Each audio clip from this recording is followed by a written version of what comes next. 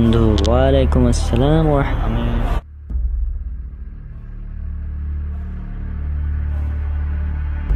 আমি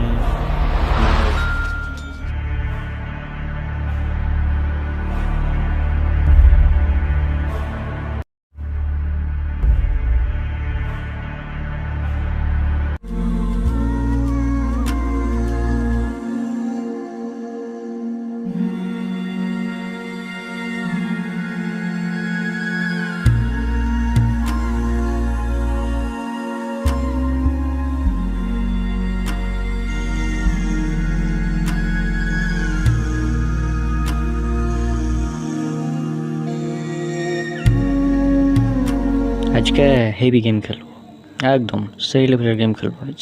দেখি আজ অ্যাটাক একদম শেষ করে দেবো।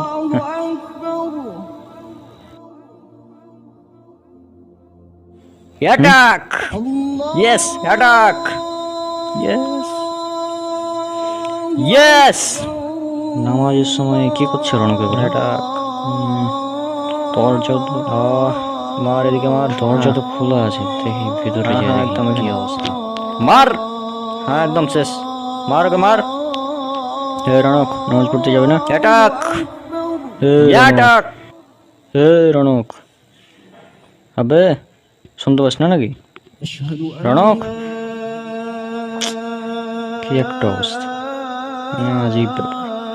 হে রণক, হ্যালো মিস্টার গেমার, আরে শুনতে পাস না? কি বে তুই? কে তুই? ও তুই কি বলছিস বল? নামাজে যাবে না? আজান দিছে, শুনতে পাস না? নামাজে চল। না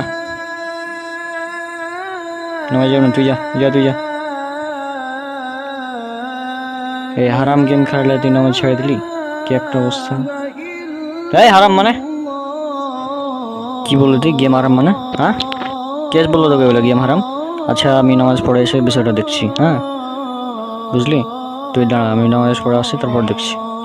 যা ইন্দা, যা কানের উপর দুটো একটা, যা ইন্দা, ফালতু ছেলে পেলে। আচ্ছা তুই দাঁড়া, আমি নামাজ পড়ে আসছি, তারপর দেখছি বিষয়টা। যা, তুই যা, নামাজে যা, ফালতু।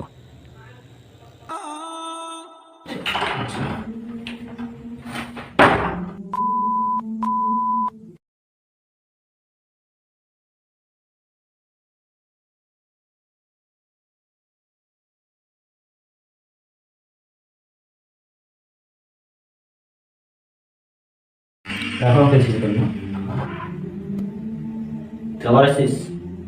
বাবা তুই বা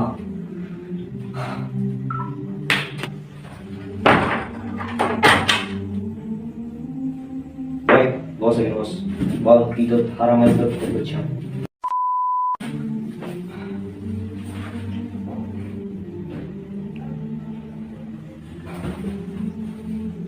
কি বলছিস?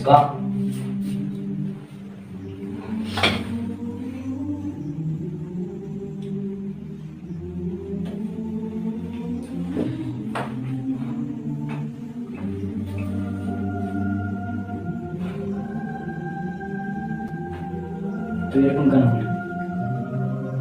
না মানে তুই গেমে আসক্ত হয়ে গেছিস, আর তুই যেটা করছিস এটা কি ঠিক? ইসলামের জায়গায় আর গেমের জায়গায় দুটো ক্যাচে ব্যালেন্স করবো। গেম খারাপ হারাম, এটা তুমি আসবে না? সুন্দর প্রশ্ন। ইসলামের জায়গায় আর গেমের জায়গায়, তাই না? এটা বলছো তুমি? তাহলে শুনো, আল্লাহ সুবহানাহু ওয়া তাআলা পবিত্র কোরআন বলেছে, এটা আছে সূরা জারিয়াত, সূরা নম্বর 51, আয়াত নম্বর 56। এটা হচ্ছে আল্লাহ সুবহানাহু ওয়া তাআলা এখানে বলেছে, আমি জিন এবং মানুষকে সৃষ্টি করেছি তার দাসত্ব করার জন্য। ইবাদত বললাম তো তুমি বলবো যে মসজিদে যাও, নামাজ পড়ো, তারপরে রোজা রাখো, এগুলোকে ইবাদত বলে। কিন্তু বলেছি দাসত্ব মানে 24 ঘন্টা আল্লাহর ইবাদত করা। আর ইসলাম মানে তো তুমি বুঝিনি, ইসলাম মানে হচ্ছে আল্লাহ সুবহানাহু ওয়া তাআলার কাছে আত্মসমর্পণ করা সব ক্ষেত্রে। আর এই যে গেমগুলো যে হারাম, এটা উল্লেখ করা হয়েছিল মুমিনুন সূরা নম্বর 23, আয়াত নম্বর 1, 2, 3 যদি পড়ো তাহলে পেয়ে যাবো। সেখানে কি বলা হচ্ছে, সেখানে যদি আমি তোমাকে দেখাই, না আমি কোরআনটা নিয়ে আসি, তোমাকে দেখাচ্ছি। আমাকেও বিশ্বাস করবো, কোরআনকে তো আরো বিশ্বাস করবো না, তাই না? এটা হচ্ছে মুমিন, সূরা নম্বর 23।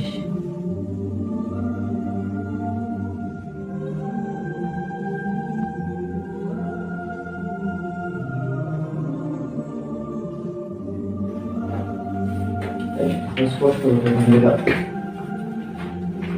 অবশ্যই মুমিনগণ সফল হয়েছে যারা নিজেদের সালাতে বিনয়াবনত এবং আর যারা অনর্থক কথাকর্ম এবং কাজকর্ম থেকে দূরে আছে তারই সফল। তুমি যে গেম খেলছো এটা হচ্ছে একটা অনর্থক কাজ, ইসলামের দৃষ্টিতে এটা হচ্ছে অনর্থক কাজ, বুঝেছো?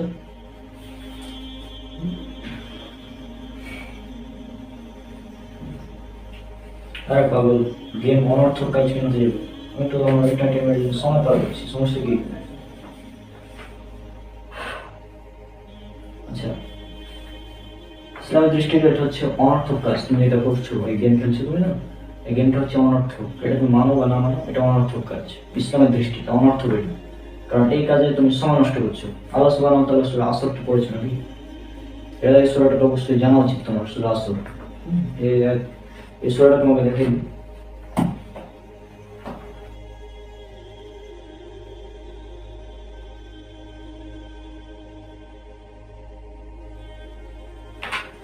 সূরা আসর হচ্ছে 3 নম্বর সূরা। তুমি যে সময় নষ্ট করছো, আল্লাহ সুবহানাহু ওয়া তাআলা এই যে এখানে আল্লাহ সুবহানাহু ওয়া তাআলা সময় কসম করেছেন, বুঝেছো? সময়ের কসম, এই সময়ের কসম, নিশ্চয় সকল মানুষ ক্ষতিগ্রস্ত, সকল মানুষ ক্ষতিগ্রস্ত। তবে তারা নয় যারা ঈমান এনেছে, সৎ কাজ করেছে, উপদেশ দিয়েছে এবং পরস্পরকে ধৈর্যের উপদেশ দিয়েছে এবং সত্যের উপদেশ দিয়েছে। উপদেশ, আমি তোমাকে সত্যের উপদেশ দিলাম, আমি বললাম যে তুমি চলো নামাজ পড়তে যাও আমার সাথে, কিন্তু তুমি গেলে না, তাই না? আমি যে বললাম তোমাকে নামাজ পড়তে যাওয়ার সময়, তখন তুমি কি এই যে অনর্থক কাজ যে সামান্য দেখলাম। আর তাছাড়া তুমি আমাকে, আমি যখন গেলাম তখন শুনতে পাচ্ছিলাম তুমি অকথ্য ভাষায় গালাগালি করছিলে আমাকে, ঠিক না? সামান্য একটা গেমের জন্য তুমি আমাকে গালাগালি শুরু করে দিয়েছিলে, এটা কি ঠিক? তো আশা করি তুমি এটা বুঝতে পেরেছো যে গেম, পয়েন্ট নাম্বার 1, গেম হচ্ছে অনর্থক কাজ। পয়েন্ট নাম্বার 2, এটা সময় নষ্ট করে। পয়েন্ট নাম্বার 3, তুমি এই গেম এর কারণে আল্লাহ সুবহানাহু ওয়া তাআলার ইবাদত থেকে দূরে থাকছো। কারণ আজান দিল, তুমি আমার সাথে নামাজ পড়তে গেলে না, তুমি এখানে বসে বসে গেম খেলতে থাকবা। ওদের উচিত কি ছিল? তোমার উচিত ছিল নামাজটা পড়া, তাই না? এটা উচিত ছিল কি না? আচ্ছা, আমি এটা রেখে আসি, তারপরে আবার কথা বলি তোমার সাথে।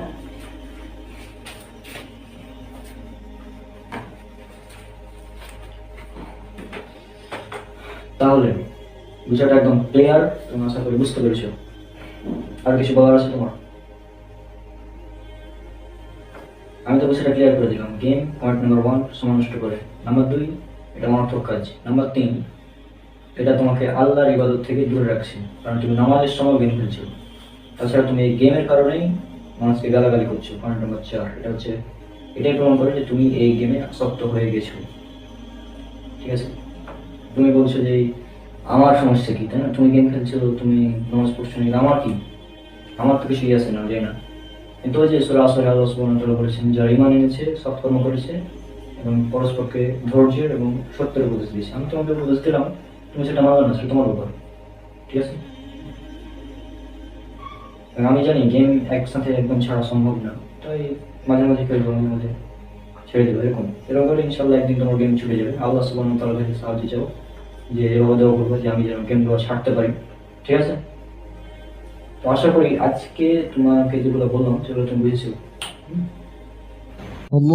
ওই যে চলো এশার আজান দিচ্ছে, এশার আজান দিচ্ছে। হ্যাঁ, মাগরিবের সময় তো ডাকলাম গেলে না।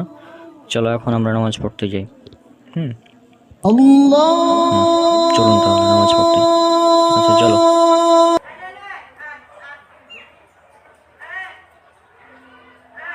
বুঝলি? তাহলে গেম কেন হারাম? মানে মুসল্লিদের সাথে আমি এরকম করছিলাম, নামাজের সময় গেম খেলছিলাম, মাগরিবের সময় তাহলে। তো বুঝেছিস তাহলে গেমের ব্যাপারে। তাহলে শোন, গেম টেম এমনি সময় খেলবি ঠিক আছে, নামাজের সময় খেলবি না, ঠিক আছে? আর মোবাইল তো আমি একবার আছাড় মেরেছি, তারপর পুরা ভেঙে গোড়া গোড়া করে দেবো, সাথে সাথে হাতও কেটে ফেল দেবো, গেম না খেলতে পারিস। আমাকে চিনিস না? চিনিস আমাকে কীরকম?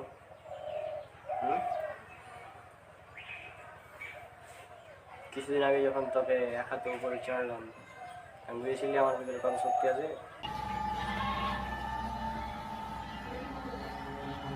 ওই শক্তি যদি তোর মোবাইলের উপরে চাপ দিই তাহলে কি অবস্থা হবে তোর মোবাইলের?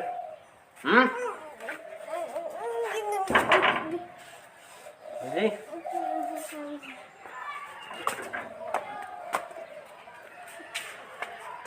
তোর নামাজ পড়তে যেতে হবে এখন, ঠিক আছে?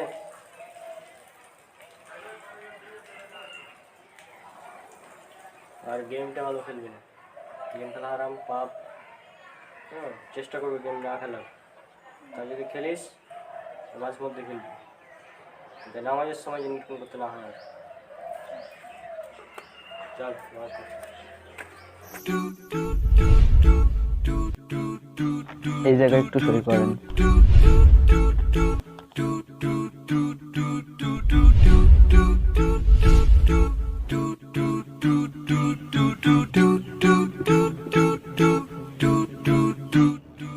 কিরে কিভাবে পড়তেছিস? এই আরিফ আজাদের বই পড়তেছি। সারাদিন এত ইসলামিক বই পড়িস কেন তুই? আপডেট বই পড়তে পারিস না? ইসলামিক বই পড়েই সব থেকে আপডেট হওয়া যায়। হ্যাঁ, সব ফাও কথা, তোদের সব ভুল, মিথ্যা। আর যত সত্যি সব তোদের, তাই না? তা না তো কি তোদের? হ্যাঁ আমাদের। তোদের ধর্ম যারা বানাইছে তারা তো হিসাবই জানে না। ভক্তি করলেই সব মুক্তি, আর এদিকে আমি আকাম পুকাম সবই করি, কি হিসাব? আর তোদের ধর্মে তো বিরাট হিসাব করে বানাইছে। সারা জীবন আল্লাহর জন্য ইবাদত করলেও নাকি কবুল হয় না, আকীদা ঠিক না থাকে। সারা জীবনের কষ্ট একটা পাপের জন্য বাদ দেয় তোদের ধর্মে। এ কেমন হিসাব? কেমন হিসাব তোকে কৈফিয়ত দিতে হবে? ভাই এটা লাইব্রেরি, আপনারা দুজনে বাইরে যান, বাইরে যে ঝগড়া করেন।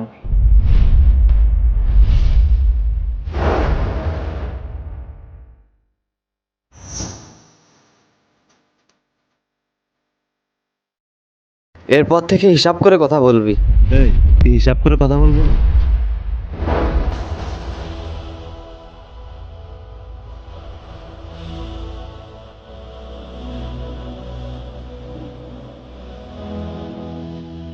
কি হচ্ছে ভাই, আপনারা মারামারি করেন কেন?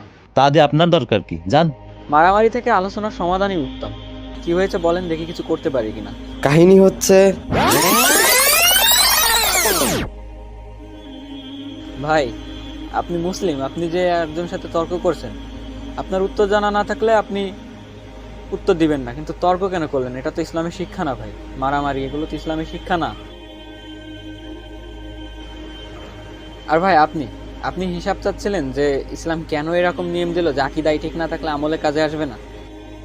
হ্যাঁ, মনে করেন আপনি একটা পরীক্ষা দিতে গেলেন এবং সেই পরীক্ষাতে আপনি অনেক ভালো লিখলেন এবং সবগুলো প্রশ্নের সঠিক উত্তর দিলেন, কিন্তু আপনি রেজিস্ট্রেশন নাম্বারে ভুল করলেন অথবা রেজিস্ট্রেশন নাম্বার লিখলেন না, তাহলে কি আপনার রেজাল্ট আসবে? না। ইসলামে আকীদা বিষয়টা ওই রকমই, রেজিস্ট্রেশনের মতো। যদি রেজিস্ট্রেশন দেন তাহলে আপনার ওই লেখাগুলো কাজে আসবে, অর্থাৎ আমলগুলো কাজে আসবে। আর যদি রেজিস্ট্রেশন না করেন বা রেজিস্ট্রেশন নাম্বার ঠিক মতো না দেখান তাহলে আপনার রেজাল্ট বাতিল হয়ে যাবে। বিষয়টা ঠিক এরকম। হিসাবে ভুল নাই, হিসাব ঠিকই আছে, বরং ইসলামে তো বলে দেওয়া আছে যে আকীদা ঠিক না হলে আমল কাজে আসবে না। তাহলে মানুষের দায়িত্ব তো আগে আকীদা ঠিক করা, সেটা করে না কেন? হিসাবে তো কোনো ভুল নাই, তাই না? তা না হয় বুঝলাম, কিন্তু আপনার ধর্ম সঠিক না, আমার ধর্মই সঠিক। কিভাবে বলছেন ভাই এটা? প্রমাণ দে, না হলে কিন্তু। Give me one proof that Islam is true. Okay, proof আমি করার চেষ্টা করব, কিন্তু তার আগে আমাকে আপনি কিছু প্রশ্নের উত্তর দিবেন। আমার প্রথম প্রশ্ন, আপনি কি বিজ্ঞান মনস্ক মানুষ? হ্যাঁ। আচ্ছা, তাহলে আপনি কি বলতে পারবেন সমুদ্রে কয় প্রকারের ঢেউ থাকে? না। সমুদ্রের কূলে গিয়ে আমরা এক প্রকারের ঢেউ দেখি যেটা কূলে এসে আছড়ে পড়ে, কিন্তু সমুদ্রের গভীরে আরও এক প্রকারের ঢেউ আছে যেটাকে ইন্টারনাল ওয়েভ বলে, অনেকটা এরকম।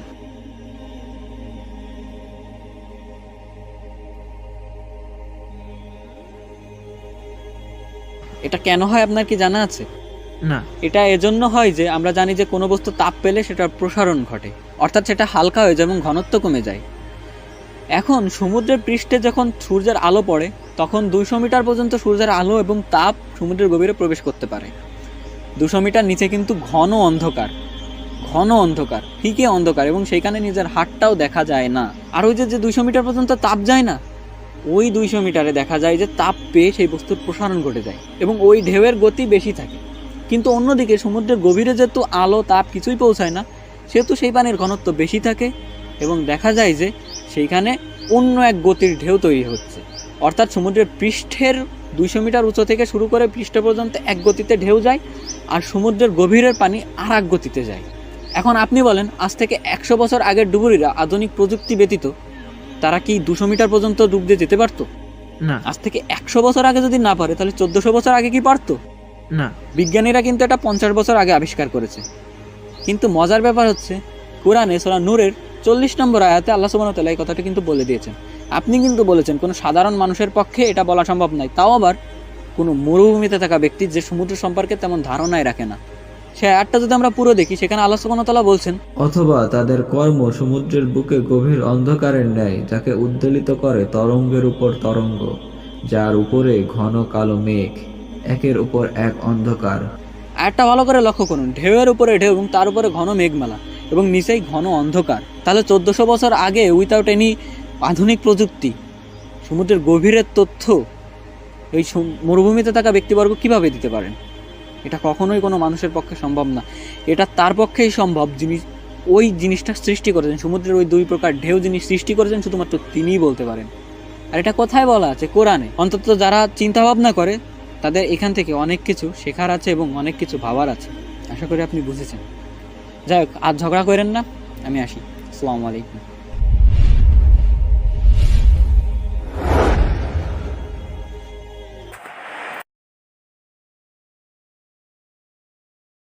ভাইয়া মোবাইলের ডিসপ্লে তো বাদ হয়ে গেল, তো কি করবো আমি? ডিসপ্লে মানে চেঞ্জ করবো নাকি? আচ্ছা, মোবাইলের ডিসপ্লে যেহেতু ভেঙে গেছে, আমি এটা হচ্ছে ঠিক করে নিয়ে আসছি 1 ঘন্টা পর। হ্যাঁ, আমি এখনই যাচ্ছি ঠিক করতে, 1 ঘন্টা পর আসছি। তুমি এখন কি করবে? ল্যাপটপ আছে, ল্যাপটপ দেখো, আর ঘুম আসলে ঘুমিয়ে যাবে। ঠিক আছে? ঠিক আছে। আমি ঠিক করে আনছি, তারপরে দেখছি। আচ্ছা, ঠিক আছে, যাও যাও, আমি ঠিক করতে যাই। ঠিক আছে।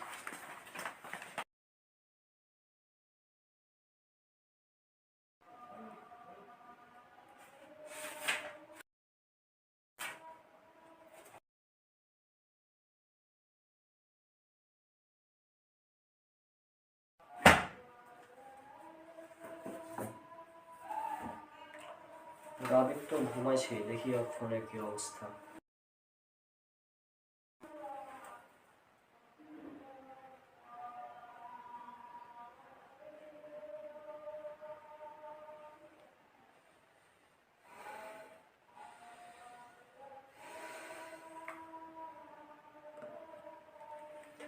রাবিক!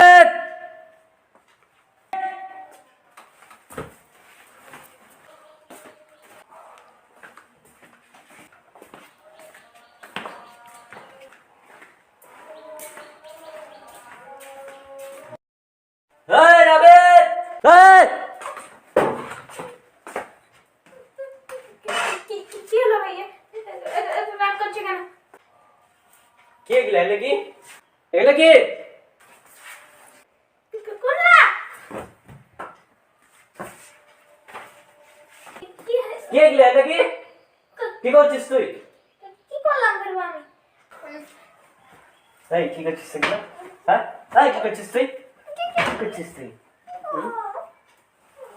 কি করছিস তুই?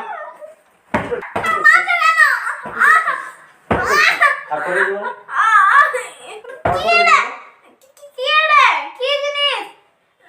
গান নিয়ে শেয়ার করছিস তুই স্টোরিতে?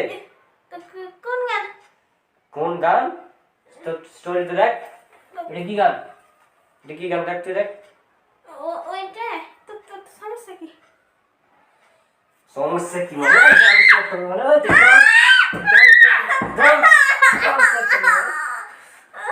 গান শেয়ার করিস তুই? না নিষেধ করি না আমি গান শেয়ার করতে? কবে? কবে মানে?